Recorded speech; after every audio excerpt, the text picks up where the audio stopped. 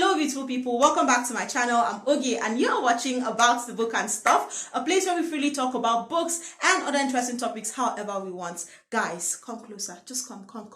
If you know that you're a hopeless romantic, watch this video to the very end because the book I'm about to review is mad.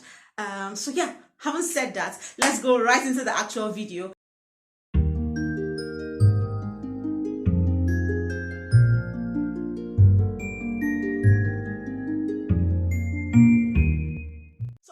You know, today is the 7th of Vlogmas and I have decided to review 7 Letters to Ruby by Seun.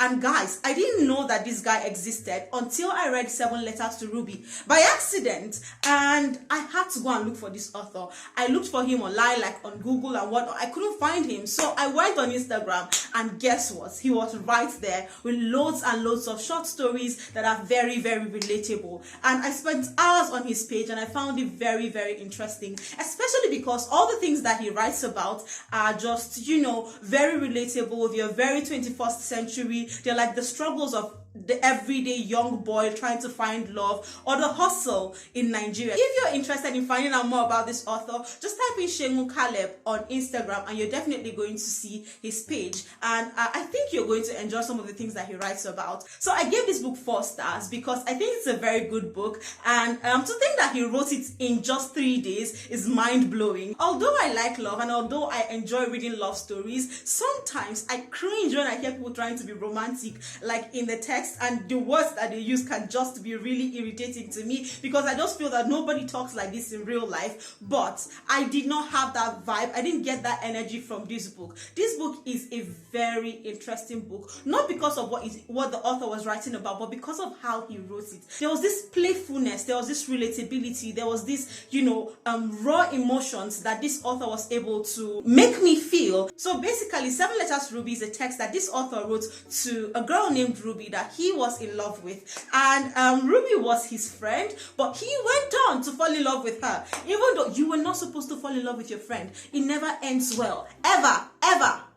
Anyways, this one did end well, sha. So if I want to talk about this text, I like to divide it into 2 parts. The first few letters are those letters that he wrote to her, not knowing how she felt about him. He wasn't sure whether or not she was going to reciprocate his feelings. But one thing I liked about those few letters was how real and how open and how true to himself the author was when he was writing those letters. And you can, while you're reading it, you can see that these people were very good friends, and he was able to make light of his, you know, the way he felt about her. And there was one part where he said that even if she doesn't feel the same way about him, that she should be kind enough to send him ice cream to nurse his broken heart. And I thought that was very, very sweet because, like, sometimes when people are trying to, you know, ask a girl that they like out, especially if that person is their friend, they find a way to make it awkward. But this did not happen in this text. I guess that's why I like the book so much. If you have a friend that is in love with you and you do not really feel the same way about that person, 9 out of 10 times that relationship would, you know, become really, really weird. But like I said, I liked the vibe I was getting from this text. The author was ready to, you know, continue with the friendship if this Ruby girl did not love him back in return. But fortunately for him, she did reciprocate his feelings, and that leads us to the second part of the text where the author was expressing how he felt about her. You know, there was this little banter. He was telling us those little things that he liked about Ruby, the fact that she could sing, the fact that she was gentle and kind, and all of these things that he's saying them in a very, very sweet way that for some weird reason, I never thought I was going to like hearing those words, but I did like reading about them, and it made my day. Like, I was cuddled on my bed, I was just like, you know, reading with my phone right in my face, and it just made so much sense because at some points I felt like I was Ruby, you know, and that is the height of good writing. Of all these 7 letters, I have one letter that I love so much,